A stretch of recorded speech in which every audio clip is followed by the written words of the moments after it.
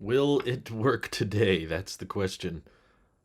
Make sure it connects here. And we're live. Welcome back to Tailosive EV, live on YouTube, ladies and gentlemen. It's been a long trip. I actually left on a trip on a train ride. This like the very minute after the last EV stream last week, and then just got back last night doing another EV stream before we go. I should have cleaned this up. Why is it not working? If indeed. What? Come on. I cleared up the bandwidth, YouTube. Ugh. I'm so sick of this. Alright. I'm just going to say refreshing seems to have fixed it. Okay. So the software I used to live stream basically went through an update and now doesn't work at all. And I only, because we're very crunched on time, I did not have a ton of... I didn't have time to like make sure that the app still worked because I just assumed because the app has worked for me in the past that it would work today. And I opened the app and now everything's missing and I can't connect to my account and anything, so it's completely broken. So I switched to my phone's hotspot on my computer to go live, and I forgot that I was already uploading an EV video in the background. That's the whole reason I wanted to stream off my phone, was instead of my Wi-Fi, was because I wanted to be able to upload videos as I was live streaming. I guess we can't do that today because Streamlabs decided that they hate me. So now I'm just live streaming straight off the computer using my phone's hotspot, which has limited data, but it has enough hotspot data for us to do the stream today. So I apologize for the technical difficulties. Welcome back to the Tailosive EV live stream on YouTube, ladies and gentlemen. We're gonna restart it right now. Basically, what I'm excited about is further ahead than usual. Typically, the NHTSA is very slow and very dated with what they legalize on cars and what they don't legalize. But 1.5 years ahead of schedule, they have now legalized the matrix LED headlights, which have already been in use in Asia and in Europe, I believe. But what this essentially means now is that we can have more dynamic adaptive headlights on Teslas in the United States. And I believe all the performance Model 3s and Ys already have these types of headlights.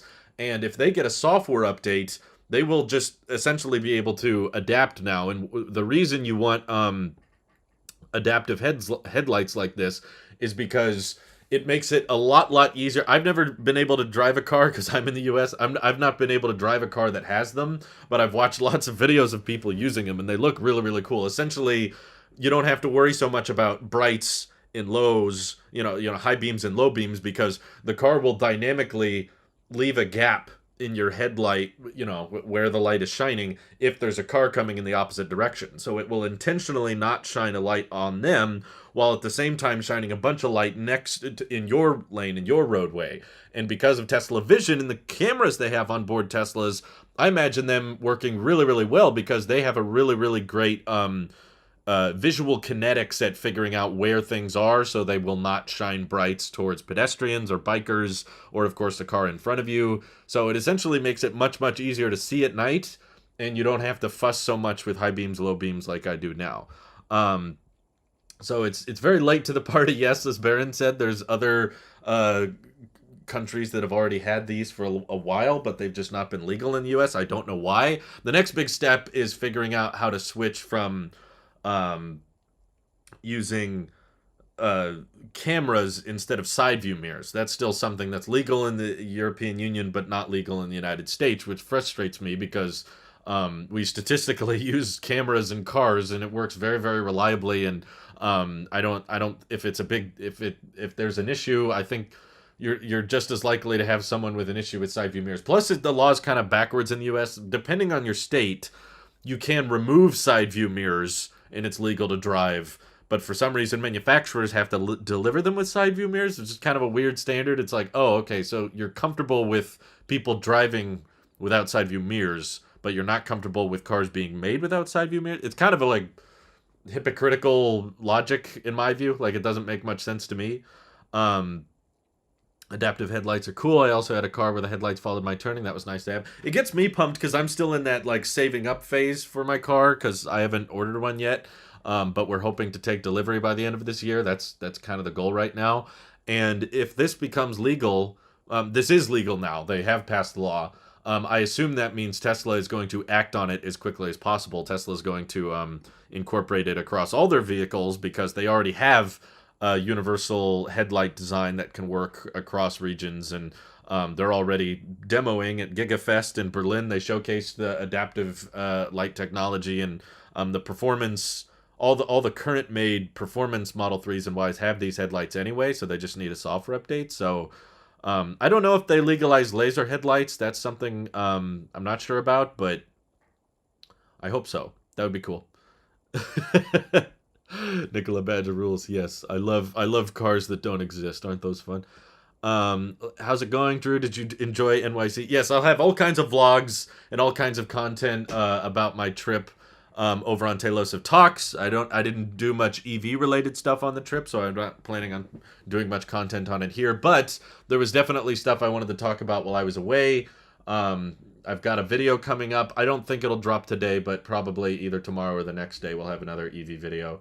Yeah, we talked about supercharger security. There were several performance Model Ys being spotted leaving Giga Texas recently, and Omar, who has had some reliable sources in the past, he runs the whole Mars catalog Twitter account. Sometimes he's been right, sometimes he's been wrong. It's kind of hit and miss with him. It's not like everything he says is fact, but he did have some sources allegedly contacting him, telling him that Giga Texas was going to prioritize performance Model Ys for the first half of 2022, which sounds believable. I still get my hopes up every time I see footage from some employee was inside Giga Texas and videoed all these Model Ys on the inside. But after watching the video a few times, I'm fairly certain it's the same Model Ys we saw parked outside the factory last month. I did a video on that. And I was really excited for it because I was like, the first 4680 battery, structural battery pack Model Ys have been built. They're parked outside charging. I think they just brought all those Model Ys back inside. And the reason I'm excited about those Model Ys from last month is because they have 19-inch wheels and they don't have spoilers, which means pretty dang confident they're just long-range dual-motor Model Ys and not performance models, assuming that means it's cheaper. But it made sense from the beginning that if you have a low production capacity at the start, because there's not a ton of 4680 batteries to go around, there was some source claiming to have had a contact inside Cato Road. I don't know if we should believe them or not, but they said they had somewhere around 1 million 4680 cells stockpiled so far, and that meant around the production capacity. They essentially were saying they had enough batteries to build like 1,200 Model Ys with 4680 batteries right now.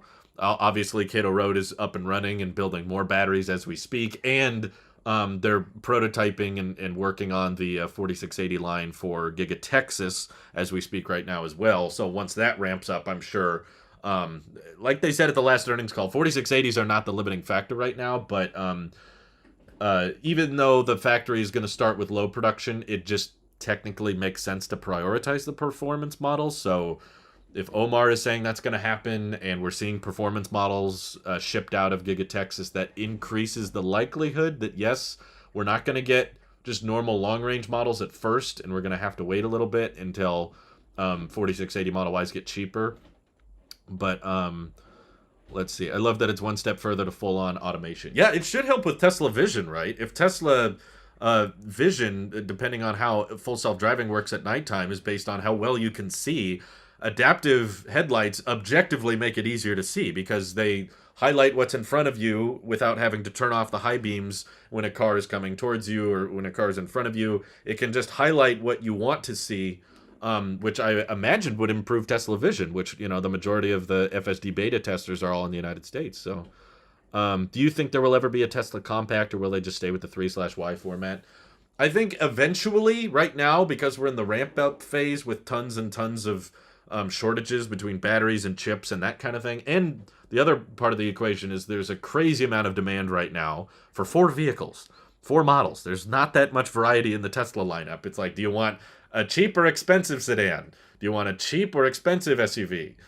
those are pretty much your only options. That's it. Like, we're all excited for future models because that impacts us a lot, right? Like, we're interested in a compact. We want the Cybertruck. We want pickup trucks. We want semi trucks. We want roadsters, because that impacts us a lot. But mission statement wise, it actually doesn't help Tesla accelerate the transition much. As Elon mentioned on the last earnings call, like, you actually you'll probably deliver less vehicles if you introduce new models because that complicates manufacturing. Once we get through a lot of supply chain shortages, once the chip shortage is resolved, once the battery supply, the chip shortage was more of a short term issue. Let me clarify by that. Um, Chip shortage is looking to be mostly resolved by the end of 2022 and 2023. There's all kinds of new fabrication plants going up and companies trying to optimize to make sure there's plenty of chips to go around. The battery supply constraint is not a temporary thing. That's more of like, I think, a 10-year problem. Like, it's going to be many, many years before we have enough batteries to cover everything.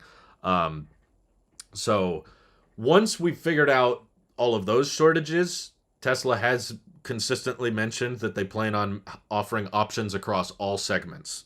So there's nothing in their grand master plan that says we need to offer as little model variety as possible. Elon said, yeah, we'll do a van. Yeah, we'll do maybe a jet or something, maybe a plane, and I'm sure a compact, smaller vehicle. Yes. So I do think long term they will do a compact. I just don't think it's soon because demand is so high right now for the current models.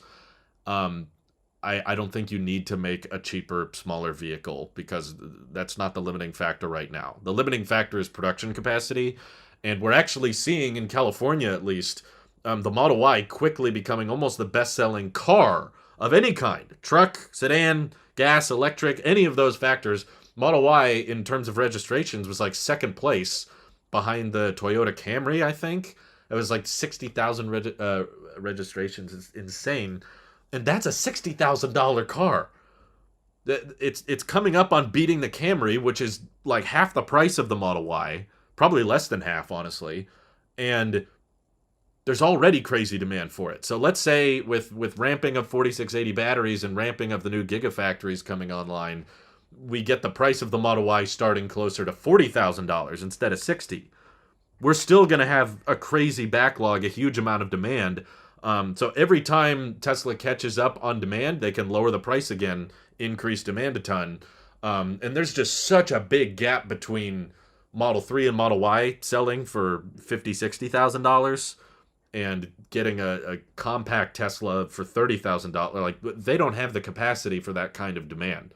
I honestly think it would sell at such high volume that there's not really a need to make a $25,000 car as much as people may want it. Don't get me wrong, I'm in that camp too. If there's a $25,000 Tesla available right now, I would totally get it, but I would love it, but from a business perspective there's just no point to it. I think that for the foreseeable future, we're going to stick with the 3 and Y format. I don't think that's going to change for a while. James Rayner says, you're missing one of the key points of adaptive headlights. When you are in a turn, it can direct the headlights in the direction of the turn. I apologize. I thought someone mentioned that earlier, but yes, that is another one of the awesome advantages of it. It's just such a no-brainer. We haven't talked about it much on this channel, but yes, I know what adaptive headlights are, and they demoed them at GigaFest, and we know Teslas are capable of it. It was just a stupid U.S. regulation preventing it from happening. So I don't think we should have to wait very long before all new Teslas have it. And I think even older Teslas with at least the performance models should have it already. It's just a software update. So shouldn't be that long before it gets here. Let's see. Replacement is probably really expensive, and Tesla doesn't really have the infrastructure to support everything we're going to need to be going for the service. Wait, what are you talking about? You're saying replacement for the headlights is going to be expensive? Well, I think the concept, probably replacing any component of the Tesla is going to be expensive to replace. So I guess we just don't have new features, right? Because it would be expensive. No, you come up with the features first, and then you figure out how to replace them later. That's typically how all cars and technology works. Did you see the Ioniq 5? I did. Did you see my video on it? I got to check it out in person. Check that out. Looking at all the electric trucks slated to be coming out, I wonder if the Cybertruck will be as low as 40,000. No, objectively, I don't want to say 100% confirmed because it's not, but I am freaking 99.999% sure the Cybertruck will never start at $40,000. I don't think ever. Like, at least in its current configuration. The demand is too high, and Elon said on the last earnings call the biggest challenge with the Cybertruck is making it affordable, making it so that people can actually buy it. And I think they're going to struggle to get it under $70,000. I think that it's a lot worse than people make it out to be. We've seen already Tesla is comfortable raising the price of a vehicle when the demand is too high for it. And the Cybertruck, as Tesla and Elon has already said, it's probably their best product ever. It's got rear wheel steering. It's got an insane amount of utility, practicality. It's got insane range. It's got the structural pack. It's going to have next generation full self-driving computer. It's going to have a new camera suite. It's going to have adaptive air suspension. It's got a big bed. It can seat 6 by default. It's got the frunk and all that. There's so much great about it that so many people are interested in it with. There's no point that they're not going to be able to catch up with demand for that thing for years. I literally mean like 4 or 5 years before they catch up on demand, and that's with a $80,000 price point. Dual motor at 50,000 would likely be way too high. So I think the dual motors are going to be like 70,000 or 65,000, somewhere in there, and the quad motor is going to be the only one they make for a long time because the demand is still so high. I think the production capacity will not be high enough for, I think, the first 2 or 3 years of production. I think whenever it does go into production, probably looking at mid 2023 at this point because it's so pushed out.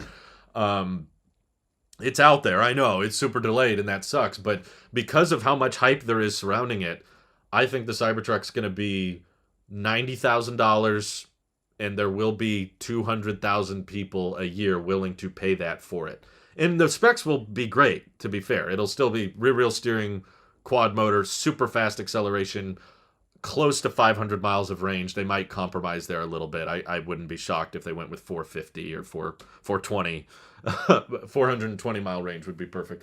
And there's so much demand for it. I do think that there would be 200,000 people a year willing to pay 90 grand just for the cost savings alone. Just for the fact that there's a electric pickup truck with a nice big bed, with a really durable exterior, with a high range that has supercharging access. That alone, you've sold people on 90 grand because it's cheaper than a Model S and it goes further than a Model S. And the Model S demand is already crazy through the roof. So, yeah, I don't think Cybertruck will ever hit the $40,000 price point unless they make some super skimmed down small version of it. Like if they ever end up making a smaller world, European version of the Cybertruck that's much smaller and they catch up on the demand for it. Don't count on it. I'm 99.99% confident the first Cybertruck that comes out will be well over 70 grand, and that will be the only option for probably years. These lights are really expensive to replace. On the bright side, the bright side, those seen at GigaFest seem to be a rather primitive iteration of that tech, so maybe that'll help. Well, I'm sure given its LED, that likelihood of it going out is less likely. So you got to factor that in. Like I've had to replace the bulbs on my car 3 or 4 times in the ownership I've had of it because the traditional bulb keeps going out. I'm sure it'll be more expensive to replace, but I don't think that's an advocate for okay, let's not do it. So let's Tesla doesn't have the infrastructure to mass produce these cost effectively, so let's just not introduce it. No, if it makes it easier to see, I don't really care I'm sure pretty much every aspect of a Tesla is more expensive to replace than my cheapo Sonata, but I'm still buying a Tesla because I'm not just going for what it costs to replace. I'm going for quality of the experience in the long term. Model Y was almost best-selling vehicle in California. It'll be interesting when it's almost best-selling in the entire U.S. At this rate, that doesn't shock me. With Giga Texas coming online, and they even said they want Fremont to ramp production higher as well. So yeah, I could see it easily becoming, like Elon said, the best-selling vehicle in the world by revenue in 2022. Easily, because it's already coming up in the top 5 best-selling cars in California, which is not a small market. California is the largest state by population, and there's more people in California than Canada. There's more people in California than Australia. It's a big populated area. So when that's the most popular vehicle sold in this region, I think that's a preview of what's to come everywhere else. And just because it's like twice the price of the Camry and close to selling as good as a Camry here, by 2023, I would not be shocked to see the Model Y become the best selling vehicle in the world. Quality LEDs last a long time. Exactly, yeah. At what point do we call Cybertruck price gouging? You can call anything price gouging. There's not like a strict definition. I just think there's a difference between value and cost. I think the Cybertruck value will still be unbeatable. Regardless of the cost going up, yes, I think that the quad motor will be 90 grand. Um, that's substantially higher cost than what Tesla said to expect when they unveiled it, but the value that the Cybertruck offers will be, no one will come close to it. No one's going to offer supercharging access to a truck with over 400 miles of range, with durability and utility that good, and with the turning radius that tight, and with the technology and the software that the Cybertruck... No, nothing comes close. It'll be insanely competitive. Do you think the Model Y will go up in price this year? I really hope not, because I'm trying to save up for mine. But the only way I could see the price going up is if demand gets even higher than it already has. And so far, Tesla seems to have cooled down a bit with the price hikes. So it feels like they've kind of mellowed out and they're just kind of keeping the prices the way they are. But if the demand continues to skyrocket even higher, which I won't say is impossible, especially if Giga Texas comes online and they start publishing some of the range advantages, the more I think about that, the more I realize they probably shouldn't. Even if there are range advantages or weight savings, they probably shouldn't talk about them, because if everyone starts to figure out exactly how to get a 4680 Model Y, which is what I'm trying to do, there's going to be a ton of demand for that model. So if, for example, like one example, because Tesla at Battery Day talked about there being a range increase opportunity with the structural pack in the 4680s. So let's say, because Giga Texas is low volume at first, and it's not going to be able to ramp up to full speed until probably a year from now. Let's say they just prioritize the performance Model Y, because the demand for that is lower. But now Tesla updates the website one day. They're like, hey everyone, Giga Texas got final approval. Giga Texas has permits to begin deliveries. So we're going to publish the new added range benefits of these cells and with the structural pack. Now the performance Model Y goes 350, 380 miles on a charge. Suddenly, it's not really going to be a difference of long range and performance. It's going to be long range versus really long range. And you would get a huge influx of orders for the performance Model Y that right now, there's probably not as much demand for it. I'm sure it's there, but I would probably guess like 4 out of 5 Model Y orders are for the long range. Most people don't opt for performance. There's like a $5,000 price difference there, and your range takes a hit, and the only advantage is you get to go faster. Some people care about that. Probably most don't. It's already an expensive car. So if suddenly people now realize they could get way better range and way better quality control in a next generation version of the Model Y for $5,000 more, Tesla would then probably see a huge influx of demand for the performance Model Y. And if that's the case, then I could see them upping the price of that trim, whatever the trim that gets way too much demand. And potentially, if everyone stops ordering the normal long-range Model Y, the one they build in Fremont, that might incentivize them to lower the price if there's too much slump in demand. So the point I mentioned earlier, the reason I was like, it probably makes sense that Tesla is being quiet about the 4680 battery going in the Model Y. Elon, in response to someone's tweet, because Sandy Munro just did the Plaid battery teardown, he was like, yeah, the Plaid battery was really hard, but structural battery pack is insane. Like that's the next level battery improvements. And I'm like, Elon's hyping it up like it's a big deal. So when Elon hypes it up like that, I have a hard time believing that they just equaled out to having the exact same range as before, because there at least has to be weight savings with a structural pack, which means improved efficiency.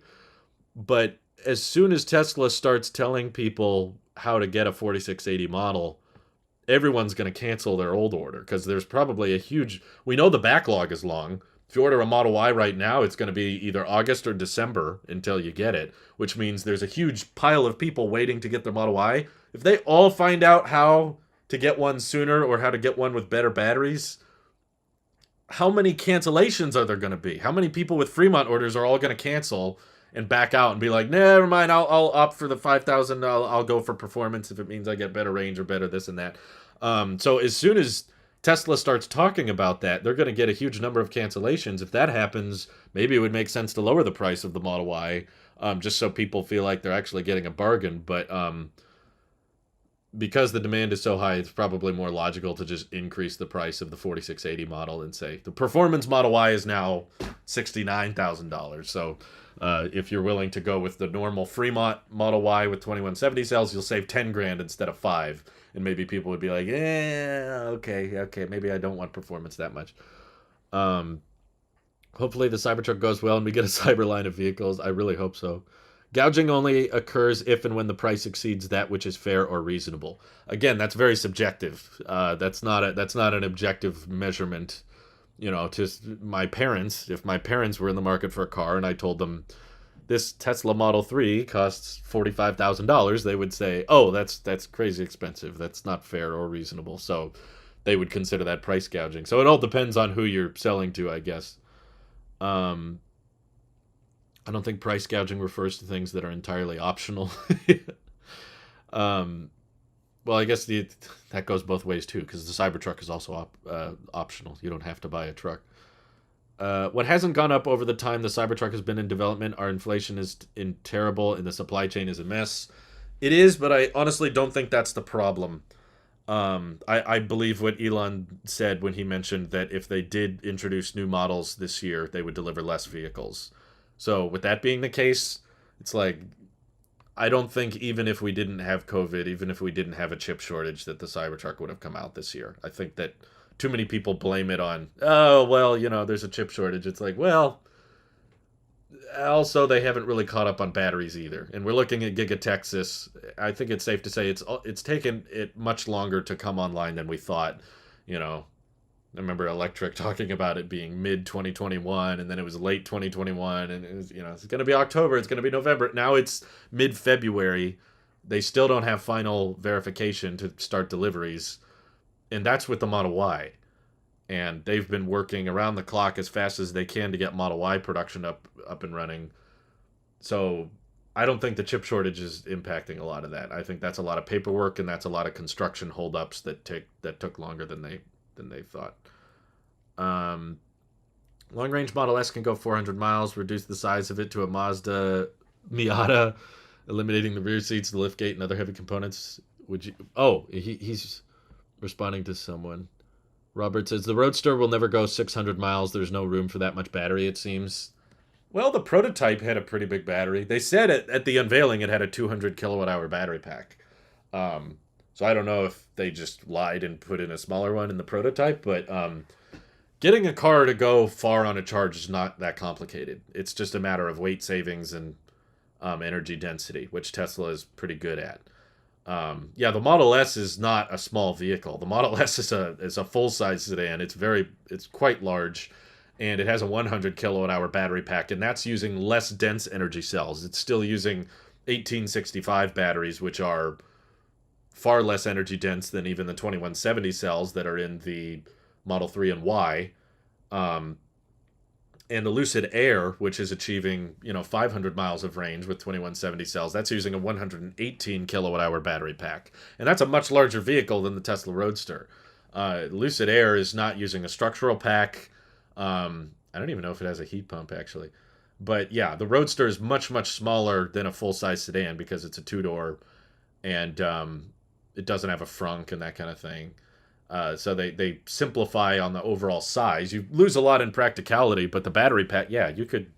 It's not that complicated to get a car to get an EV to go 600 miles on a charge. But whether or not it's useful to go 600 miles on a charge, I think is a better question. It's not a technical problem. It's not like it's physically not possible. That someone just modified a Model S with some new battery chemistry. They got it to go 700 miles on a charge, and that's with a dated design. You could just stuff the trunk full of batteries if you really wanted to. You don't need better battery tech to go that far, but they have.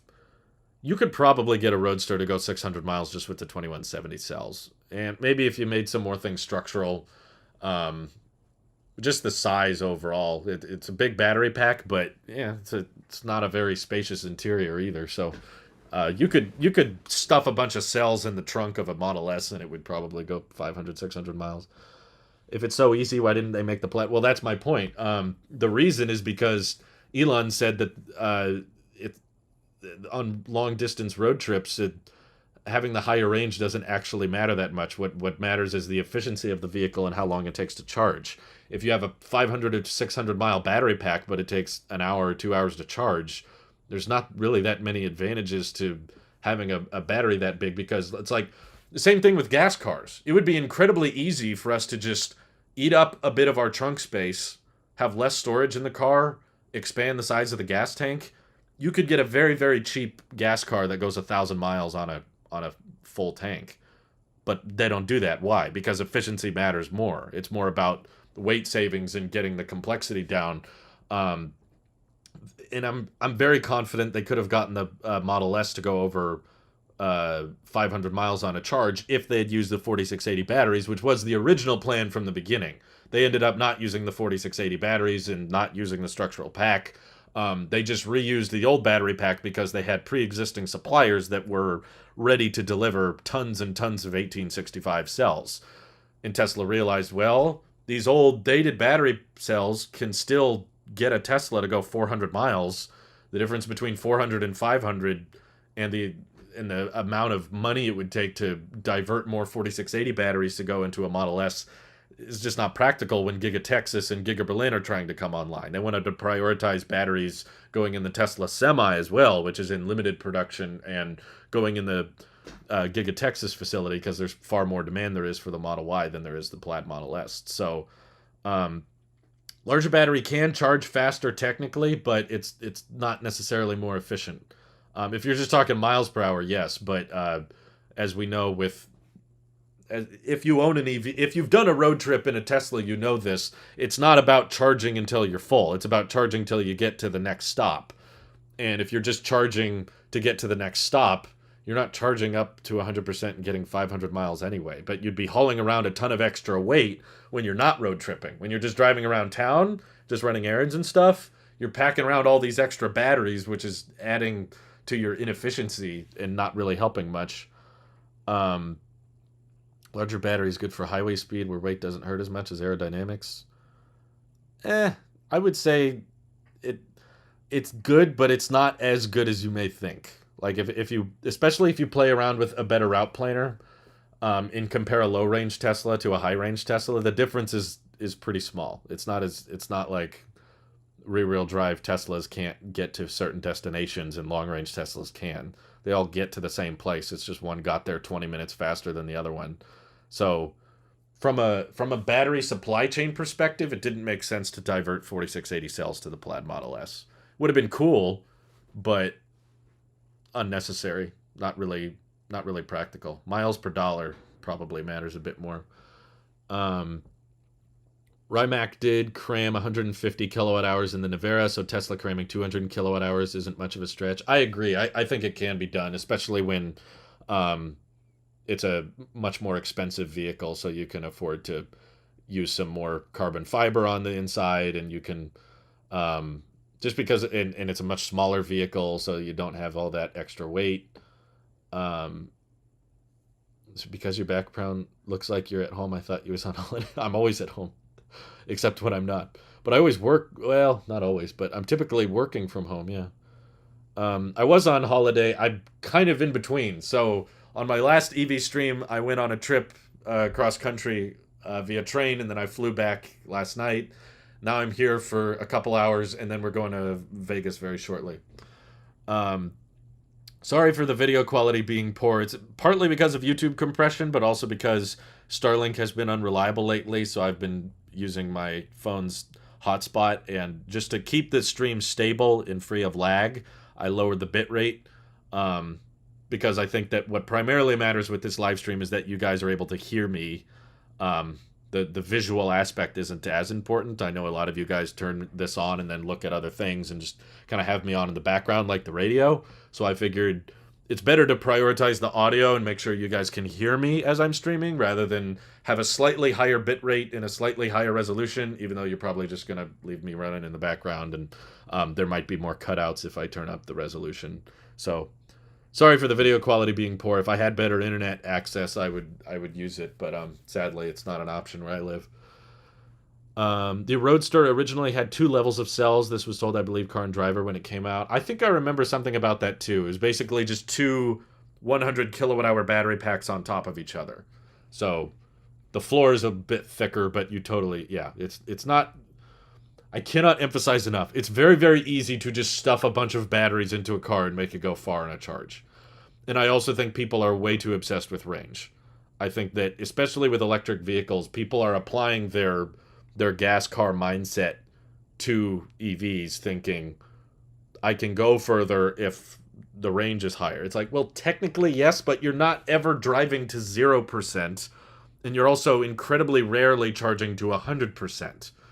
So with a gas car, you're thinking like, oh, I drive up. You know, what's funny is gas cars don't even talk about range. Like, they never advertise that. If you've seen any commercial recently about gas cars, they're never like, this one goes 400 miles on a full tank. It's like, no, it's all about the efficiency. How many miles per gallon does it get? That's what matters more. The reason is because with a gas car, there's so many gas stations to choose from, and then whenever you're there, you fill up until it's full. With an EV, you almost never do that on a road trip. On a long distance drive, you fill up until you've got enough charge to go to the next station.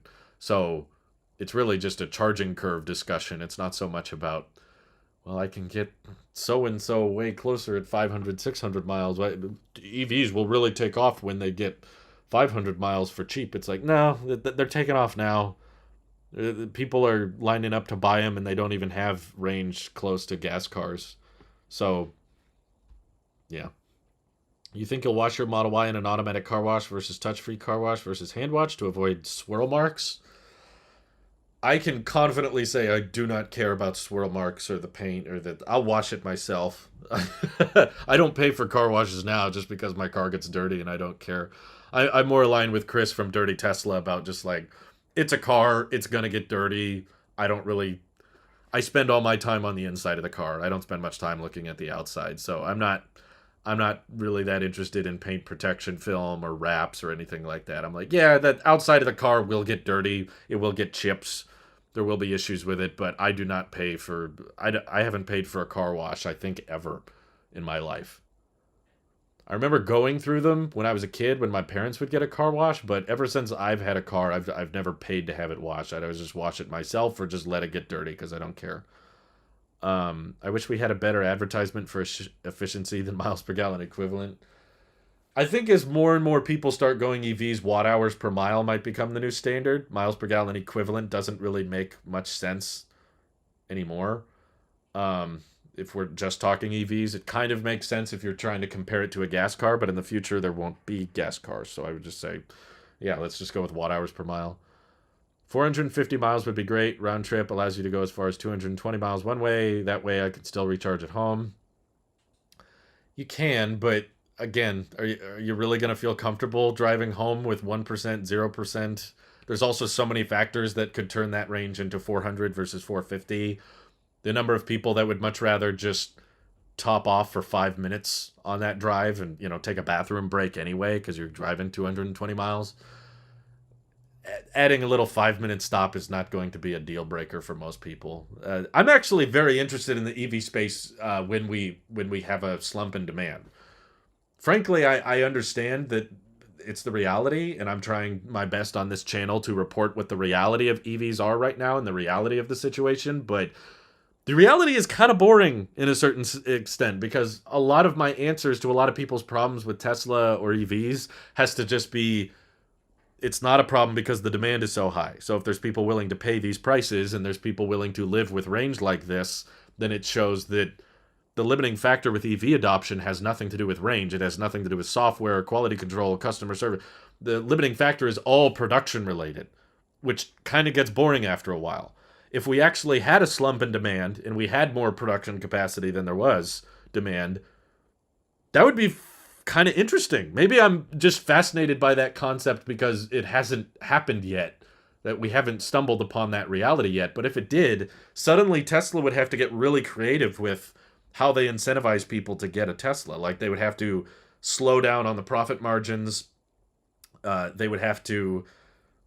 I mean, Elon has talked about maybe one day having to spend money on advertising. I don't think Tesla should right now at all. There's no sense in it. But maybe Tesla would have to revive the PR department if there was a slump in demand, and then they would have to start lowering prices, and then they would have to start like polling customers. They would be like, "What's stopping you from getting an EV?" And they would have to look at the top reasons.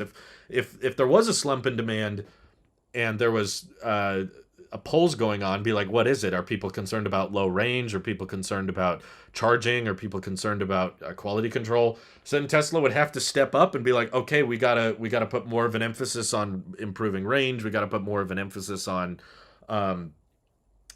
quality control or customer service or charging network. They would have to unroll all of these different things to see Tesla be competitive. I think that would be fascinating because the market is obviously more interesting when companies are actually competing with each other. And right now, I hate to say it because some people might disagree with me on this, but EV brands, they're not really competing with each other. Not really. I mean, we might do side-by-sides and comparisons, but it's not like the sales of one EV is tanking because of a new EV coming out. People are buying all the EVs that companies can build. Like, I think the BMW i3 is garbage, but people still buy that thing. It's like they're selling as many as they can make. It's the same thing with like I think the ID4 is pretty great, but it didn't hurt the sales of the Model 3 or Y. So they're not really competing. The advantage of having companies compete with each other is they get to fight over who makes the best product and the customer wins. Right now, because there's not really much competition and every EV that gets built is sold regardless if it's built well or not, it just results in the customer kind of losing out because we got to pay a premium if we want an EV because the demand is so high, and we have to put up with crappy customer support or crappy quality control or crappy service because the company can get away with it. It's not going to hurt them if they don't prioritize those things. So, yeah, kind of sucks. Agreed that range is more needed for us up north with fewer chargers. Well, I'm sure it will be addressed, but yeah, people are buying a crap ton of Teslas in cold climates, especially look at the Netherlands. It's cold up there, but there's a lot of Teslas being purchased. I ordered a Model Y Performance and got the trade-in text. Is there a chance it comes from the Texas factory? I would say it's a fairly low chance right now, but pay attention to your VIN. Look up Tesla VIN Decoder. There's a certain place in the VIN where they will label where it was made, what factory it was made from. And if it's made in Fremont, that one character will be an F. And if it's made in Giga, Texas, it should be an A for Austin. I don't remember exactly what character it is in the VIN number, but you can... Sorry, I'm not supposed to say VIN number because it's already in your VIN. And we don't know if Tesla has final verification yet. We've seen a truckload of performance Model Ys being moved off of Giga, Texas, but they're probably for crash testing. They might be for EPA testing. There's all kinds of verification that still hasn't been finalized yet. So I'm pretty sure it will be publicly known when Giga Texas is allowed to deliver vehicles. I don't think it's going to be like, oh, we wake up tomorrow, oh, they've been delivered. It's like, nah, I think there's enough changes with that factory that we would have to get some kind of public paperwork filed. The 11th digit. Thank you, Louis. I forgot what it was. Do you think Model Y standard range will be back with LFP? If Tesla makes long range and performance in Austin with 4680, it would make sense to bring back LFP as they are already producing Model Ys at Fremont. It would if Tesla had any motivation to lower prices. Like, Hari, I cannot emphasize enough how much I want there to be a lithium iron phosphate Model Y. I would buy that in a heartbeat if it came out. I would place my order right now because I love lithium iron phosphate. I think it's super underrated, and I love the Model Y, and I love that footprint. I love that design. So I really, really want that to happen, but the reality is Tesla can't keep up with demand on a $60,000 Model Y.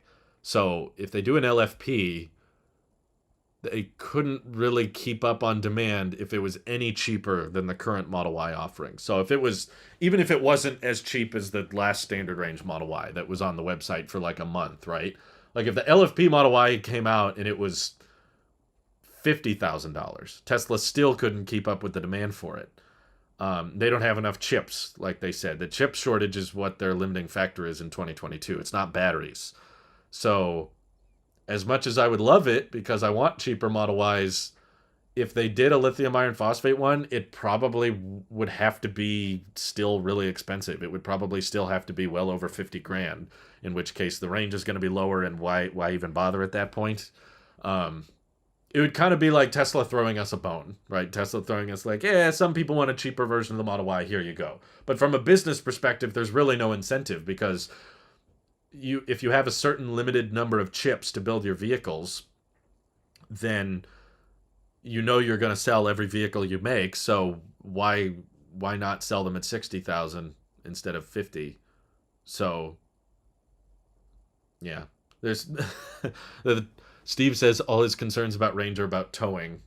Yeah, that's more of a charging network issue than it is really range issue. I'd say that figuring out a way, because even if Cybertruck comes out 500-mile range, cut that in half, it's more like 250. Even if you have a 200-mile range Tesla, you can still get to most places and have enough superchargers nearby. So then it really just becomes a matter of how complicated it is to charge when you have a trailer attached to the back. So it's not even really a range issue at the end of the day. It's not so much like you can't go a certain distance when towing, because gas vehicles range takes a big hit when towing anyway, but people don't talk as much about it because gas stations are typically laid out better for that kind of thing. But there might be a big difference in range, though. Maybe 250 miles for standard range and 350 plus for long range. I know there would be a big difference in range, but the problem is so many people would buy, regardless of the range, so many people would buy the cheaper one, and Tesla doesn't have the production capacity. Tesla doesn't have the production capacity to keep up with $60,000 Tesla Model Y. So just because the range is lower, and we think because the range is lower, that means the price has to be lower, they still couldn't keep up, and they're still limited by the chips. So honestly, it doesn't really matter as much. Longer range equals less stops, better for equine owners and farmers.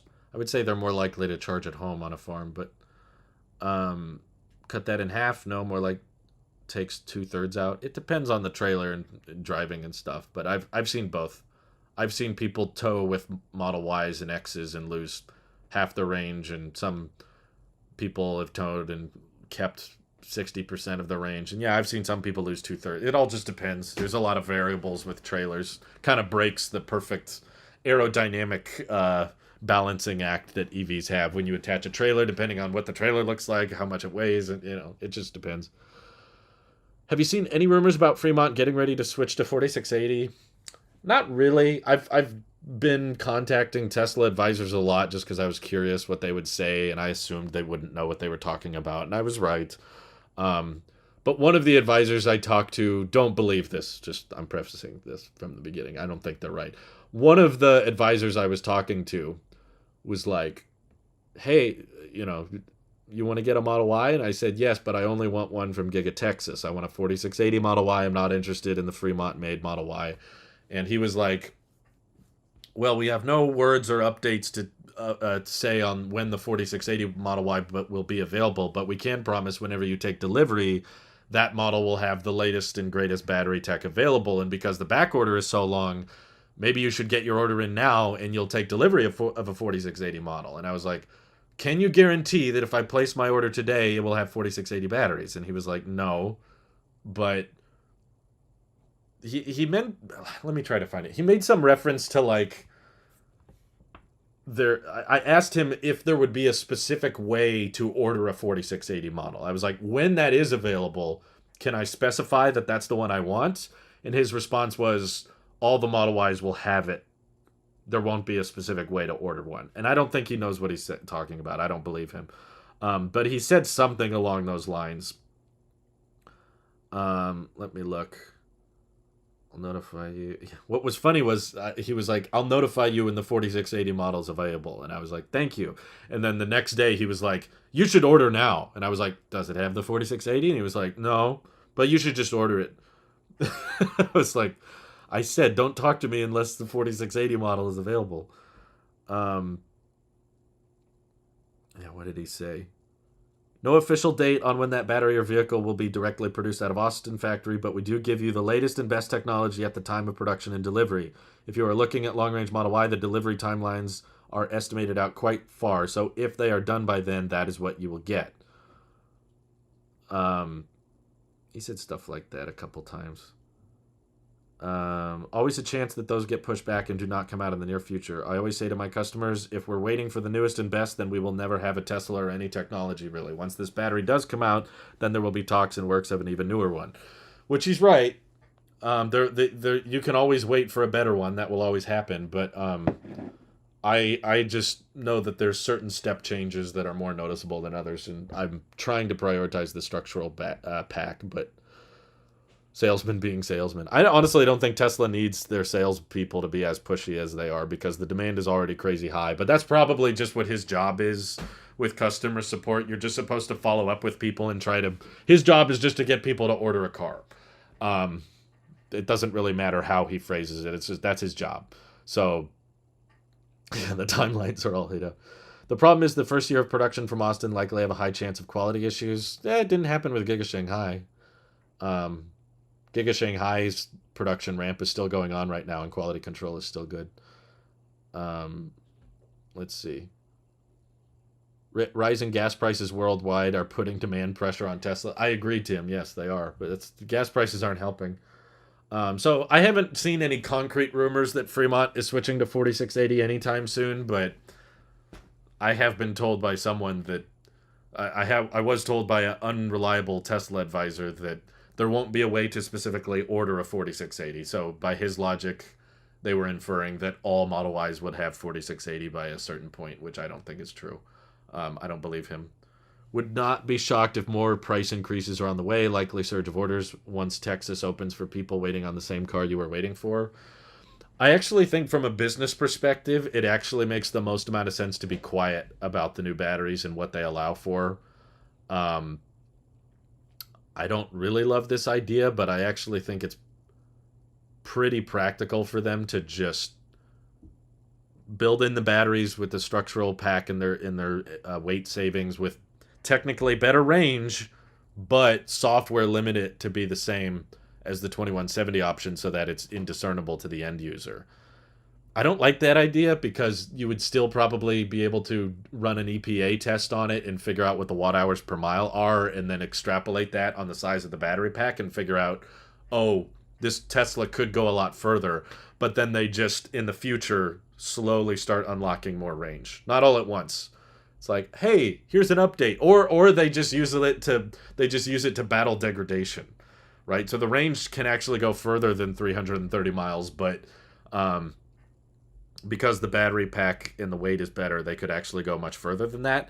They just decide, we're just going to let them keep getting to 330 every time they charge it up to 100%. It actually won't be 100%. Maybe the range is a lot further, but they don't restrict you to charging daily to 80%. They just say, just charge how you want to charge. Let it go to 100 if you feel like it. That's fine. And there's no degradation. So after like several years of driving, it still goes to 330. That way, it's a really quiet way of introducing new chemistry without getting people to cancel all their 2170 Model Ys. So if that's the situation, I still want a 4680 model because I know that the degradation would be less and I know that efficiency would be better. But so I'm willing to try. I'll take delivery on the East Coast if I have to. I'll go over there. I'll drive it all the way back. I'm gonna fight. I'm gonna fight about it with them. I'm gonna try. If not, whatever. if I lose this battle, I'll still have a really amazing car by the end of it. So I don't really lose because a Tesla of any kind is still going to be far better than the car I have today. So I'm excited regardless because I'm just excited to have a car with heated seats and software and autopilot and just being able to charge it from home and that kind of stuff. I'm excited for all that stuff, but because this is a one-time purchase for us and we're not planning on selling it later or flipping it or upgrading every year, I'm not going to collect cars like that. Um, we want to get the best possible one available, and I do believe the Model Y Giga Texas builds will be the best possible one. So if there's a way to sneak in, if there's a way to cheat the system and get one, I'll do whatever I got to do. Um, Someone towed a Mustang with a Rivian cross country. I think they were stopping to charge every hour or so. Yeah, it's pretty typical. But the Rivian's also not a very efficient vehicle, regardless. Even without towing, the R1T is the most inefficient electric vehicle. I think other than the Hummer, we just got the miles per gallon equivalent on that. The Hummer EV was was hilarious. Um, I think someone did a test on it. It got 49 miles per gallon equivalent, which is like insanely low for an electric vehicle. I mean, it's good for a Hummer, let's be honest. The most efficient Hummer of all time. But I think a Prius has a better miles per gallon. I think hybrids beat out the all electric Hummer. But technically, even with miles per gallon equivalent that low, let me just be clear, the Hummer EV is still better for the environment than a hybrid because it doesn't rely on all of the supply chains that have to go on for gasoline to get in your car, because it's zero emissions at the car itself.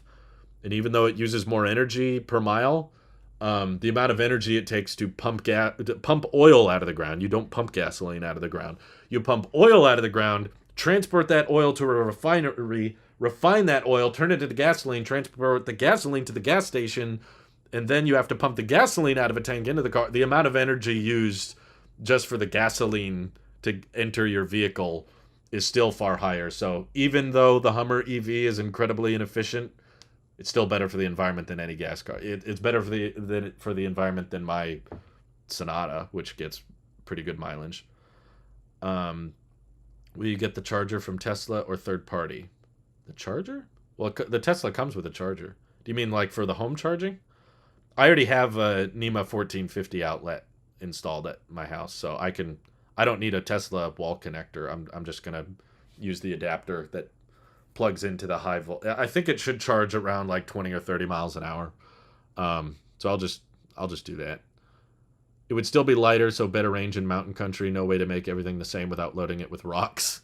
It would still be lighter, but there are software ways to limit range, and Tesla has done that before. You could buy that $35,000 Model 3 for a while off menu, and it had the exact same battery pack as Standard Range Plus, but they software limited the total range. So we know they're not beyond limiting your range for the sake of business pricing and whatever. But yeah, like I think honestly from a business perspective, that's probably the best way of going about things. And Tesla has also unlocked range for people in the past. I remember seeing updates where they're like, we figured out how to handle our powertrain or how to handle our HVAC a little bit better. Now you have better range. It's like, oh, okay. So you just wake up that morning.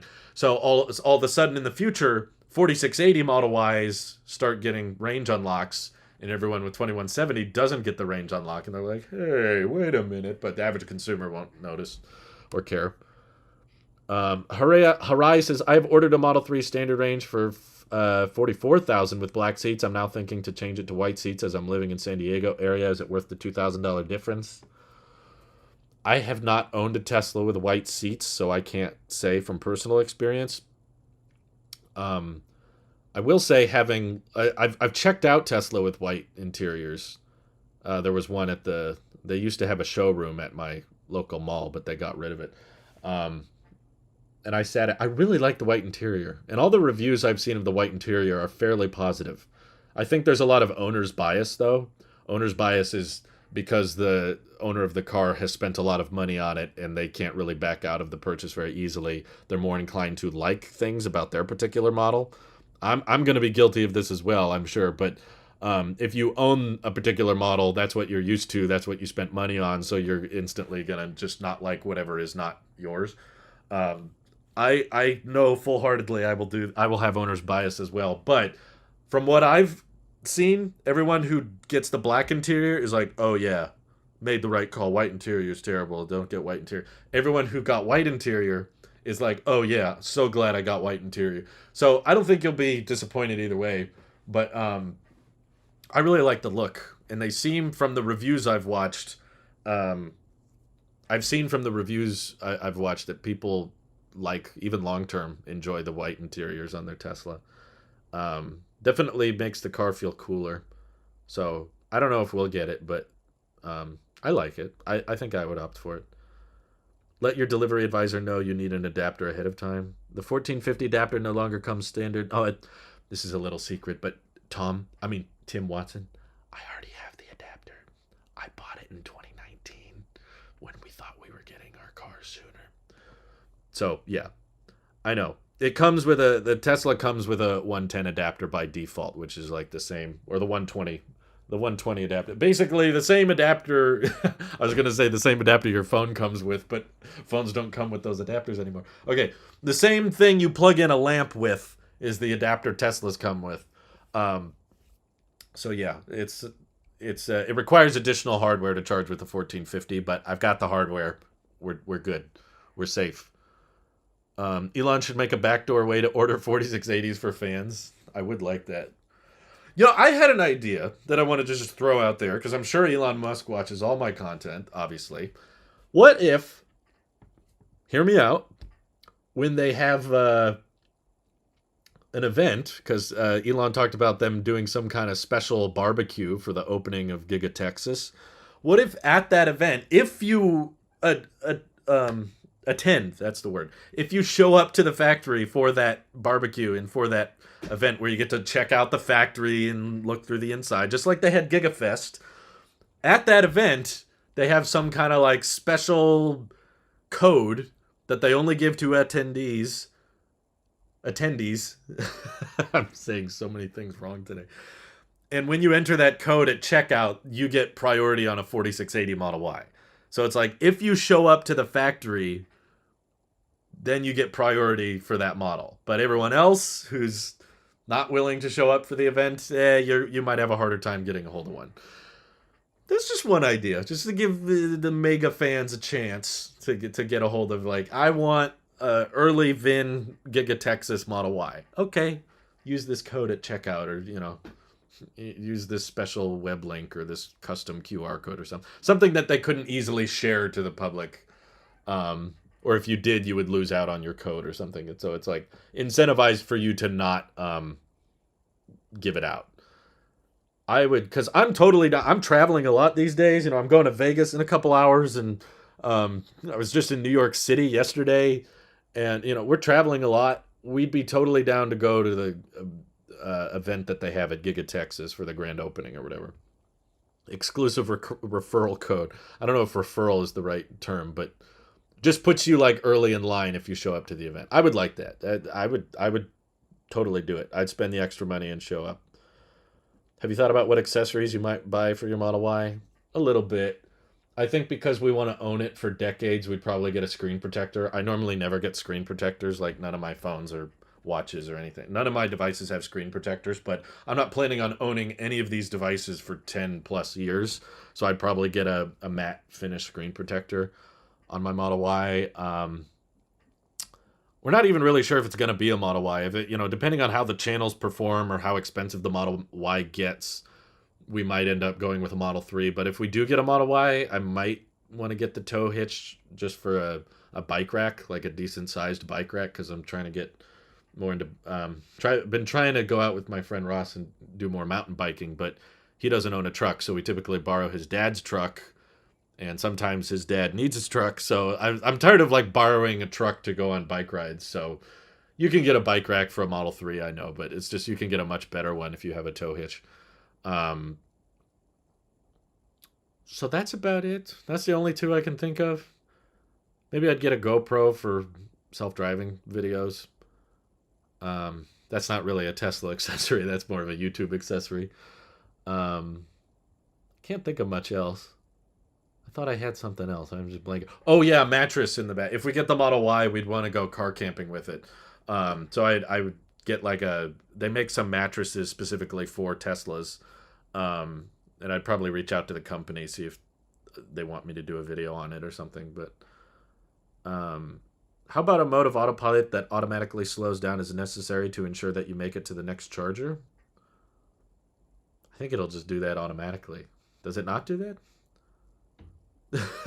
I think if you're not going to make it to the next charger, it's going to tell you to go somewhere else. I use the C sucker rack for my Model 3. It's suction cup based. Yeah, my friend has that too, but it's just kind of clunky. I would much rather just have the tow hitch with the bike rack than the whole suction cup thing. Let's see. The corporate orders will take the 2170 battery cars if you understand the battery differences. Yeah, I would say most people probably don't know the difference. But are you worried about government seriously impeding FSD or disallowing it altogether? Right now, no, because it's not the limiting factor. Right now, there is not government holdup preventing Tesla from turning all their cars into robo-taxis. Right now, it's a matter of the software not being good enough and training the algorithm and hopefully getting Dojo online and that type of thing. I think Elon is way too generous with his timelines. He's always like, oh yeah, it'll be done in a couple months. He's always like, Tesla Dojo will come online this summer. But also, we don't need Dojo to achieve level 4, level 5 autonomy. We can do it without Dojo. So you're saying it'll be done before the summer? No, end of this year. So Dojo will be online. Yes, but we don't need Dojo. It's like, I don't get the timeline. I watched some compilation recently of him talking about Tesla's being fully autonomous ever since 2014. It's gotten really bad. It's a joke at this point. So I have my doubts about level 4 and level 5. I'm much more skeptical about those timelines, but the government's not the holdup here. If it does, then I'll get more upset about the government holding it up. But right now, that's not the problem. It's the government already has legalized. I saw several Waymos on my trip, by the way. The government has legalized several autonomous driving systems within city limits. So Tesla could technically, if the software was reliable enough, they could probably unlock robo-taxis in certain cities that have already allowed for Waymo and Cruise and that kind of thing. But they haven't because the software's not there yet. It's not safe enough. So I'm not worried about the government quite yet holding that back because they don't seem to be holding back other companies from doing it. All-weather floor mats are a must. I live in a pretty clean area. It doesn't snow where I live, so I'm not super worried about it. The car will get dirty. There's no way around that. FUD playbook equals poor service experience, frequent recalls, FSD is dangerous. If people think FSD is dangerous, then I don't know how you drive on any road because all those are dangerous anyway. But I appreciate everybody for tuning in. I've got some more videos, well, just one scheduled that'll come later. I'm sorry for the lag at the beginning. I hope to get that all figured out by next week. But I appreciate you all. I'm heading off again, leaving shortly.